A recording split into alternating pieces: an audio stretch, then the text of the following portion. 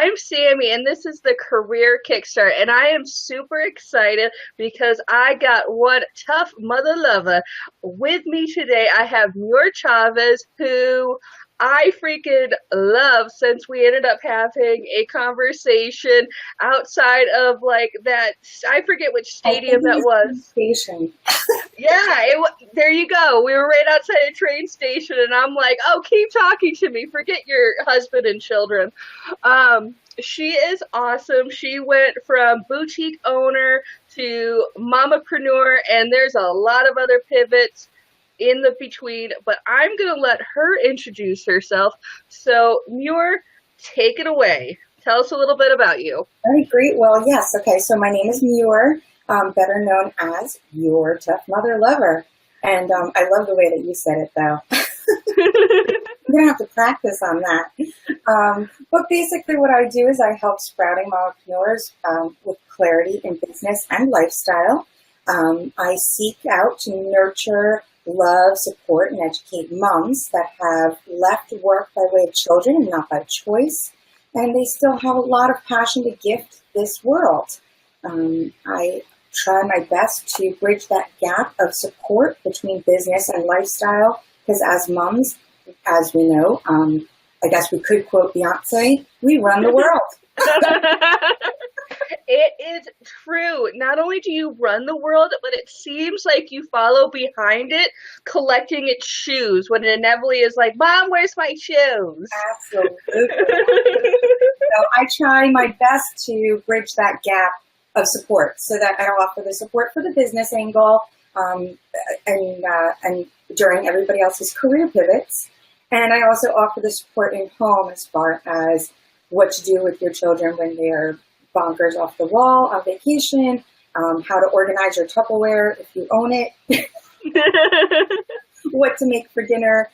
So I try and bridge that gap. I know that for me, myself, it was such a journey on trying to find that support in one location.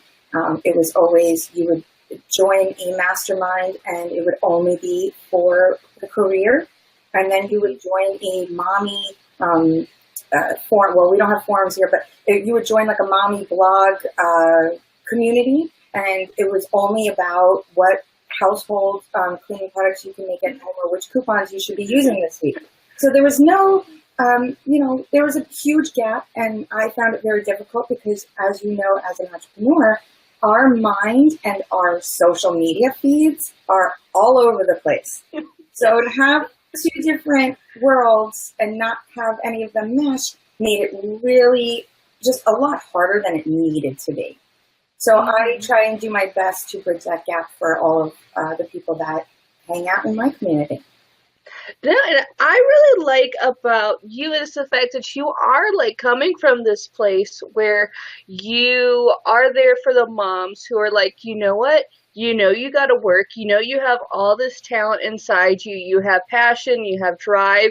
And you know that you need to set a good example for your kids, because it doesn't help any kid to have mommy who's a stepford wife, and you're there to give them a place to be like, hey, this is where you can be your whole self, and without any of, because I am not a mom, I'm adjacent to moms, but one thing I've noticed from my mommy friends is that there's a lot of these mom groups that like kind of guilt trip them for working, as if everybody just has like, some sort of money tree in the backyard so they can go get Lululemon and take, little Junior to yet another karate class. Well, unfortunately, that is very true about those, mommy groups. But the unfortunate truth, to take it a step further, is that they guilt trip you literally into everything. It makes no difference if you're at work, it's the same old situation, which is you're damned if you do and you're damned if you don't. And I learned a long time ago that it plays into the same category of, jealousy. Something that I pride myself on not having, because if you're a jealous person, then you're going to want all of these things that everybody else wants, like keeping up with the Joneses, etc. But really what it means is that the person that's making you feel that way is jealous of the fact that you have a free mind to say, well, I don't really need that car. I actually need this one, and it works really well for me. It may not look like yours, but it does a really good job for my needs, you know? So in those mommy groups, it's hard. It's the same old, and I think that we've been working as a collective, as women, that it is finally starting to surface. I mean, we're still very below the surface, but it's finally starting to surface that we really need to, you know, take a deep breath and start lifting each other up, opposed to being so negative to everybody else's, you know, dreams and desires. Every time somebody succeeds and they post it on their, you know, Facebook feed, somebody's always there. We have a tendency to call them trolls, but a lot of times trolls are people we know. And they're upset because they didn't get to fulfill their dream or their want or whatever it was, you know, even if it was like, you made a beautiful cake for your son's birthday and they're like, oh, well, it could have been this, or I would have used that. And it's like, okay, well then, why don't you do that? No, you go out and you're upset because you didn't have the time or the patience and you purchased a cake. So you're just upset that you didn't get to make the cake for your kid. You know, and there's nothing, but the problem is that they also don't see that there's nothing wrong with that. Sometimes we don't have time to bake a cake and make it, you know, pastry ready. Like Exactly. Sometimes, as long as there's just freaking frosting and at least 95% of it, you did good. Exactly. I mean, in our house, if it's a last minute thing, it's okay, Carvel. Who's got the dad of a whale? You know, and guess what? Everybody's happy. Who doesn't love ice cream and crumbs, you know?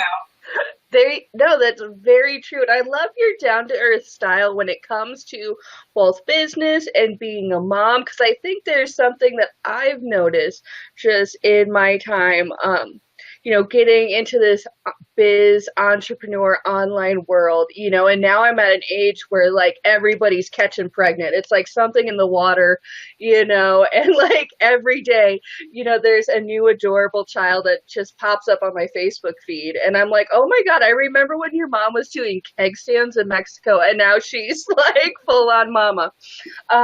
You know, but there's this idea that everything has to be so cookie cutter and so polished and so it's ready to be pinned, you know? So I like that you kind of have an antidote for that where you're like, nah, you know, I'm the chaos coordinator. I'm the mamapreneur. You know, I'm going to be your tough mother lover and get you through your biz goals. And I really enjoy that.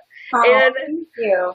And honestly, about that is that when I started off, and actually it leads into one of your questions, so we'll get further into it later. But when I first started off, it was just a matter of, you know, you literally stress yourself out so bad about making sure that those posts are perfect and that, you know, whatever it is that you're working on appears to be the way that you think others want to receive it. And I stressed myself out so bad about when I was doing, you know, a healthy meal and I was trying to post it on Facebook, like, okay, well, here's the meal that we're making today. And then when I got really into, when Facebook Live came about, I was really excited because I was like, oh, this is fantastic. I don't have to fiddle with my camera and try and get the perfect, as if I was photographing for a food magazine photo. I can just show them literally what I'm doing and it doesn't have to be as perfect because it is what it is and I don't have control over it while it's in the pot. That was kind of like my rationale for it was I used, while people were afraid of using Facebook because they didn't want people to see their reality, I was actually relieved by it because I was like, well, this just goes to show you that, yes, a lot of work goes into my photographs and now I don't have to do that work. I took it a step further, and if people that do follow me on any of my social media will see in all of my live videos, it's amazing to me that I haven't been banned. All of my live videos have my children in the background stripping down, but making dances and making funny faces. And half the time, I'd say for 90% of those videos in the very beginning, I was so concerned with what I was explaining that I had no clue they were behind me until I would see the feed And they were like, I see a coolie. And I was like, what is a coolie? And then all of a sudden it would dawn on me, and I would look in the camera and I would see behind me a naked flesh. And I was like, well, then that's what we're going to have to go with. Like, true life, true mama life. All right, Muir. Actually, what I love about that is the fact that you rolled with it. And that's one of the things for me as a career strategist, as someone who has helped people for years do new and cool things with their job. One of the big things that I've noticed that a lot of people have such a hard time doing is just rolling with it. And I bet that you have rolled with it a lot in your career. So how about you tell me a little bit about how your career has changed over the years? Oh my goodness. Well, it's really funny because I feel like I did watch the other interviews, and I feel I resonated with both Sam and Pete. Dr. Brown with an E, giving her a little shout out. But I thought it was so funny because both of them have had so many different jobs, and I think that in the past, a lot of people have thought that was like so taboo. I think that what all three of us have in common is the fact that all of us have had so many lives within this very small life, and yet we're all so young. We still have an entire life in front of us, which is amazing. But I know that like a lot of people, as far as I was growing up, it was always the same, very similar to, everybody else in America, which is you study hard, you get good grades, you go to a good school, you get a good job, you make that impression, you keep that impression. And in my case, because I'm a female, if you marry somebody that works in the financial district, then you have hit your full goal life potential of success. And if you are a male, like if I was born a boy, then my full goal successful life success would have been to work in the financial district. So like, it was just kind of like how it always was, that was the image. And I just never agreed with it. But I did work really hard. I came from a single parent household. I was an only child. And my mother was an entrepreneur. She was a children's clothing designer. And so in many ways, she has set this blazing trail that we are on now. Because during, her reign of entrepreneurial, it was very, it was super difficult. It was frowned upon. It was considered completely unsuccessful, regardless of what your name was or who you were, unless you were a Kennedy, And so for my career, I had many, many different lives. I've worked as a gas pump attendant. I have worked in retail. I've worked in customer service, a lot of customer service. All of it is. Gas pump is a customer service. You still have to talk to people. I've worked, and I did own my boutique, which I adored, and I probably still would have to this day, but there were certain circumstances that made me change that path. And I've been a restaurant employee. I've been behind a bar. I've been a bar back. I've been a bus girl. I've done dishes. I've done it all. And then I've also, even at one point, decided to bake pies, which lasted one Thanksgiving season. And that was the end of my pie career. It was fun, but it was, it was over as fast as it happened. And I've even dabbled in MLMs, which gives me a really good background also for this new wave of moms that are similar in the sense that they want to be an entrepreneur, except they just don't know that that's what it's called. And they haven't figured that out yet. They still, they're still that mom that are looking for something else to do from home to contribute to their household or have extra spending money or whatever it is, but also to fulfill, speaking of children, mine is trying to break through the door. Oh, no, they're breaking through. They're trying to break through. It's like in Jurassic Park when they see the glass, the water in the glass start shaking. That's exactly what it's like. And so there's a lot of, so I can understand that part of it too, because I did dabble, because I think that, because at that point I was a boutique owner, I had left my business, I had another very tiny career in between that and being married and having children. And once I had my first child, I was like, well, what do I do with myself? Like, I didn't really want to leave work, but the cost of childcare was so expensive that going to work would actually cost our family money. So that was kind of like, well, dumb, So we did. We fell back into a one-income family household. But I had been working since I was 11 years old. I had no idea what it was like to not work. I had no idea what it was like not to have like my own money that I worked hard for.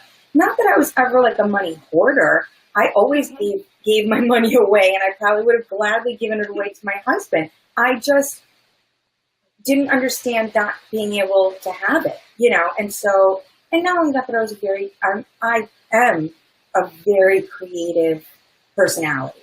I constantly see things and say, oh, I can do that. Or I constantly do like DIY. Is that like nothing on me? I'm like, I invented DIY. I was doing DIY before it was DIY. It was called do what you need to do to survive. It was called you don't have a paycheck and you want something pretty? Make it. So for me, I just couldn't, and then I had there was a guilt that I think a lot of moms feel in this particular position, which is I had the guilt of why isn't having my child and caring for my child enough? Why isn't that enough for me to be happy and to feel fulfilled? Isn't that supposed to be what having your child does for you? And I really thought that maybe there was something wrong with me. Like, what kind of a person thinks that way? Like, oh, they don't want to spend time with their kid, And it wasn't about not wanting to spend time with my kid. It was, I loved my son. He was, especially, the first time having a child, the experience is literally out of this world. And of course, they fill a lot of stuff. They fill holes in your heart that you may have had from the past. They fill joy that you didn't realize you could have. They, there's a lot of stuff going on there, emotions, feelings, and they do fill a lot of stuff in your emotions and your being. But you still need to fulfill you. You're still a separate entity. Just because you had a baby and a beautiful experience and now you have this beautiful human that you're caring for, doesn't mean that you no longer exist.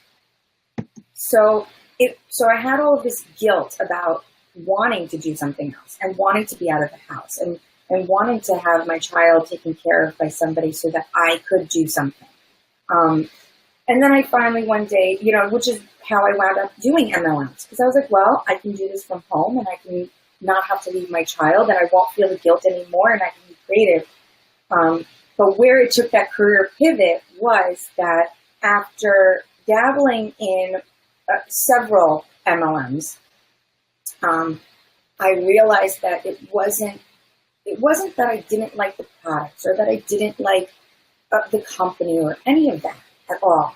What happened was I really, truly loved the connection with people. I could care less if they purchased the products from me. I just wanted to help them in any way that they wanted help. I was just a helper, and I didn't know it. I just wanted to help. It was the motherly thing that had grown into me. And so the pivot was, I decided that it was also oddly, which was not my thing at all, but it was oddly the tech stuff as well. Like I was always like, oh my goodness, if you could create this and this and this, why don't you? I don't understand why you guys aren't utilizing this. I don't understand why you're not up to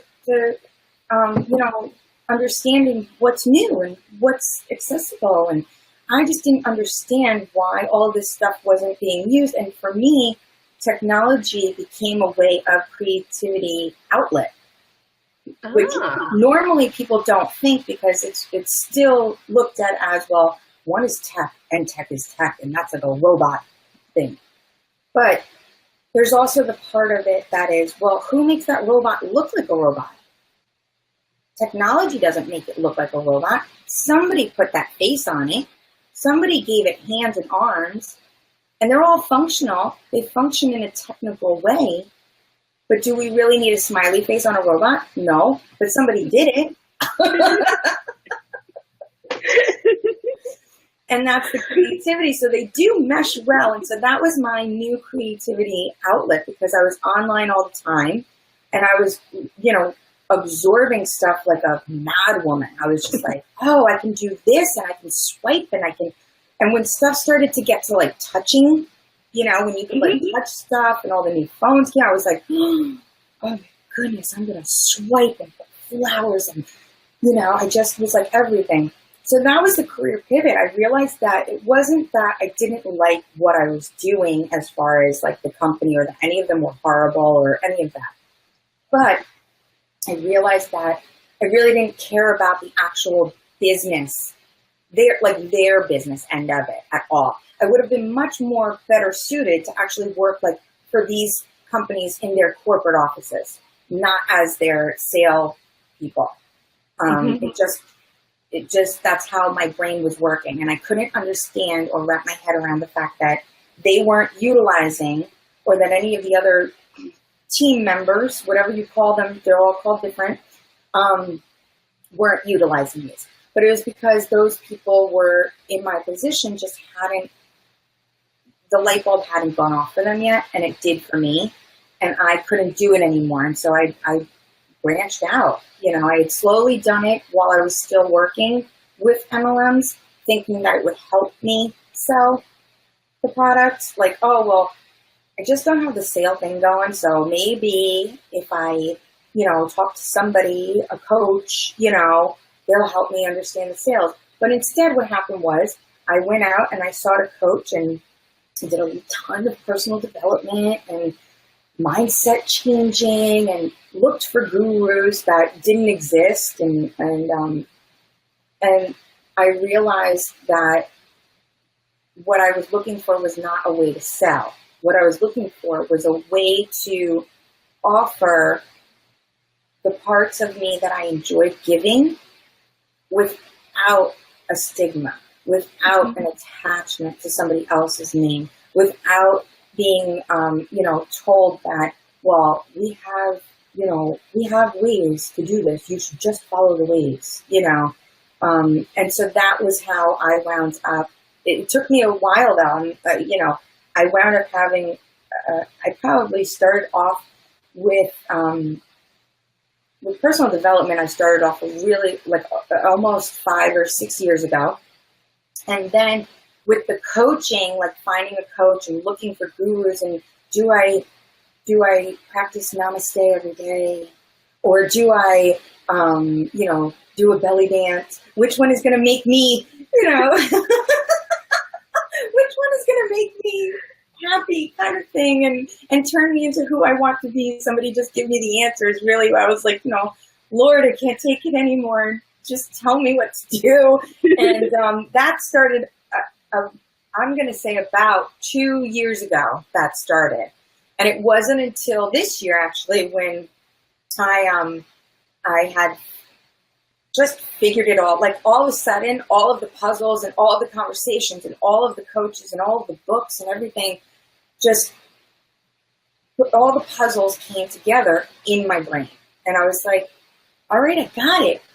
And it was probably also one of the biggest turning points was actually that afternoon that I was with you on the corner in the city. Yeah. It was one of the biggest, career pivots that I could have ever made. And it was thanks to being surrounded, which I think is such a huge thing for people, and they really need to get their act together on this. But it's about surrounding yourself with people that are like-minded, that are grounded in their own being. They understand what they want and their beliefs, and you just really need to be around people, things, objects that are going to nurture and enlighten your being. Because the second that you are able to look at somebody and be like, they have nothing left to offer me, I'm not learning anything. Every time they're around me, I feel like, oh, can you go home? Or I want a glass of wine. Like, those are the kind of people that you need to say, I'm really sorry. I love you. You can stay in my life. I just need to hang out with this in this corner for a little while, because if I'm not learning anything with you, then I'm not living. It's all about learning. The day that you stop learning is the day that you go 6 feet under. Mm-hmm. And how? I was going to ask you what is the greatest gift that anyone has given you in your career, but I think that ability to stand alone is a gift in of itself, you know. It doesn't come easy. Being alone does not come easy. It really doesn't. People don't realize that it's a cultivated skill that is very, and especially for women, I feel like, at least for me, how I grew up, I have so many aunts and sisters that, you know, it was always like a gaggle of gals in the kitchen, you know? So I've always had the benefit in a lot of ways of having that tight sisterhood that I could really rely on when I needed to, you know? But it's something where once you have to get out there and be like, nuh-uh, honey, you have to like sit with yourself, be quiet, listen to that little voice in your head and figure out where you really want to go, because at the end of the day, you're living your life, not your mama, not your aunt, not your sister. It's you, and you're the one who's going to have to live with every consequence of things you do, and more importantly, what you don't do. Especially what you don't do. Oh my goodness. But then that also goes for, you know, for once you get to that path. I'm not saying that you ever, replace your sisters or aunts or your moms or that sisterhood. But you get to that point where you can stand on your own 2 feet, and you then start to build your own sisterhood with people, like I said, that you're surrounding yourself with, and you create a brand new sisterhood of very like-minded people who are going to encourage and enlighten you the entire path, and you will do the same for them. And that's, you know, squad goals. Hashtag squad goals. There you go. All right, Mira, I got another question for you, and I think that you will probably be able to enlighten us on this one. What was your biggest career mistake? You went into it a little bit, but go. Oh, yes, you in the back. My biggest career mistake was trying to fit in. Trying to fit in. It's as simple as that. I had, you know, all of the jobs that I've had, I even at one point, I was so discouraged with not being able to work from home properly, or like, not even properly, but not making enough income to make a difference. But it wasn't about the income. At the time, I didn't know it. It wasn't about the income. It was about the fact that I wasn't satisfying my passions. But I said, okay, I'm going to go and I'm going to take the county exam and become a school secretary and get a retirement plan with the state, and I'll have a 401k and I'll get paid vacation and sick days, and it's great because the hours are the same. My kids will be in school and blah, blah, blah, blah, blah. And I was like, and I did it, and I went and I would substitute at the school. And at one point I did like a maternity leave. So I was there for a very long stint of time. So I got a real taste of what it was like, and it was fine. And I can picture myself in that role, but I can't picture myself in that role and happy. Oh, yep. And so I was just trying to fit in, because I just was like, I just want that income. I want everybody to look at me and say, look at her. She works so hard and she raises a family, and now she'll be able to retire and all that, whatever it is, that American dream, right? And which I don't even know what that is anymore. But then it was when I was doing the MLMs, it was the same thing. It was like, you know, you would join these group of women thinking that they would, you know, empower you and lift you up and all this stuff. And they were so, and no offense to them, it was not even, they didn't even know it. It was, you know, they didn't even know what they were doing, you know? And so here everybody was in these groups of teams, or, I don't even know what they call them. I'm not going to lie. I'm just going to call them teams because I can't remember all of them. But, you know, you would be in this, group with these women online, and you were like, oh, this is fantastic. And next thing you know, you're like, oh my God, I have to have the exact same workout outfit as that girl. And oh my goodness, I have to have the same purse as that person. And oh, I need to make my Facebook Live in a room or a kitchen that looks just like that. And, all of a sudden it was, again, trying to fit in. And if I just did the right Facebook Live video with the right background in the right, outfit and the right makeup and the right hairdo, then I would be the most successful, holder of my MLM. So my biggest mistake, and I don't know, my biggest mistake in careers in general is just trying to fit in. And I always knew, I actually at one point, one career that I left out, I worked in public relations for fashion and entertainment in the city. And it was another time period where I knew right away that I just couldn't fit in. Like, I've never been able to fit in. And it's because I don't fit into a box. There's just not a box with my name on it. It's not there. You go to any of those, gas stations, what is it, south of the border, and they have, little name tag plates or whatever. It's like, you're never going to find my name. My whole life I've been searching for one. I'm not in there. I'm just not there. I have way too much going on inside, outside, and everywhere for me to be placed there. And so my biggest career mistake was always just trying to fit in. And a funny story is I remember in high school, I've always been that way, but I remember in high school, we moved out to Long Island very late in the game. And so I had no real friends I was friendly with all the cliques, and the fact that I was friends with all the cliques really made them dislike me, which I was like, okay, so I'm not allowed to be your friend, but I'm not allowed to talk to them, and okay, whatever. And I just never really got involved. I still to this day, I talk to some people from high school, but it's just kind of like an accident. We met later in life and became friends. It wasn't because we were friends in high school, And I remember my senior year, I didn't take any class photos. I didn't take my senior photo. I didn't want to go to my graduation. My mother made me go. But they always have that section in the yearbook that says, most likely to succeed, or most hysterical, or loudest, whatever, right? So I remember them telling me that I had won a category, and I just was like, come on, stop pulling my chain. What category could I possibly have won, and why are you joking around with me? I really don't care. And they were like, no, you won most radical. And I was like, well, what the F is that? Who created that, and who put it on the ballot? Well, that's still pretty radical. That could almost be a badge of pride now. Who voted most radical since '93? Excuse me, I have no clue. And I remember them hunting me down for that photo for the yearbook.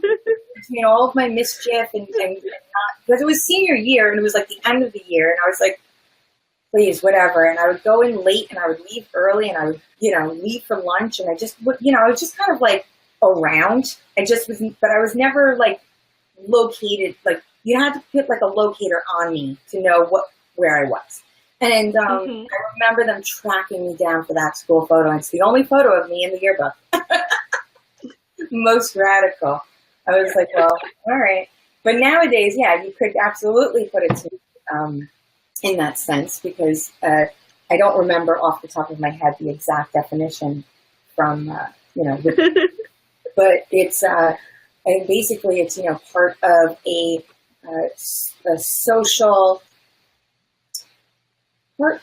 social change party. So in a way, yes, that is what I do, now. But at the time, I didn't know what they were talking about. Maybe they had just guessed that they're like, watch this one. There's going to be some shit down the line you're going to want to see coming from Muir. Exactly. Somebody knew, right? All right, Muir, how about, you kind of touched on some things, but I have a question. It seems like you've always known when, it might have taken you a little bit to actually make the jump, but you've really kind of developed a sense of when to get the hell out of Dodge. So what is your best advice for folks who've been feeling stagnant in their career?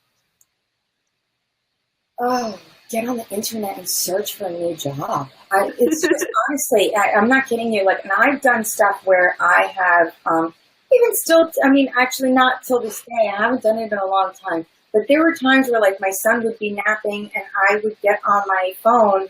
I would be, like, just on my phone, sitting there, like, oh, he's finally asleep. And I probably should take a nap, which, of course, moms really never do. So it's like an ongoing joke that we tell new moms to take a nap while they're napping. Or I should be cleaning, like, clean out some bottles so that the kid has something to eat later. But instead, I would go on my phone and I would look up like Indeed or Monster, and I would just start typing stuff in and see what was available and what was closest to home and and the way that I would search jobs was not by what they were, but by what they paid, what their hours were, and how, like, what their benefits were, and how close to home they were. Like, that was how I searched jobs. And then I would go through the list and be like, well, I can do that. I can do that. I'd definitely be cool.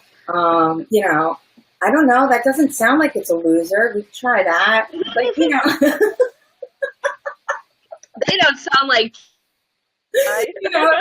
here if you needed like a PhD for it, I was like, I'll apply. It's offering really good benefits and it's down the block. I just didn't have, like, that was how I looked at jobs. I just was like, I don't care. If they hire me, they hire me. If they don't, they don't. And at this point also, you have to think also, for me, I was also at a point where I literally had every job in the world. And so I was like, I literally, if somebody were ever to accidentally call me for an interview without the PhD, I would gladly go to it and prove that I could do the job just as good, if not better. So I just always had that. I guess I've always had that in my head which is something that my mother always instilled in me, which is that you can do anything, literally. Like, there's no reason on this earth why anybody cannot do anything. So if it's something that you really want to do, then you go, okay, fine. I'm going to stop what I'm doing and I'm going to take those next steps to make that happen. So where I am now in my business, it's like, okay, great. So now I have a business and I have beautiful clients and I've done this and I've done that. It doesn't mean that I've stopped where I am. It doesn't end here. It's only just begun.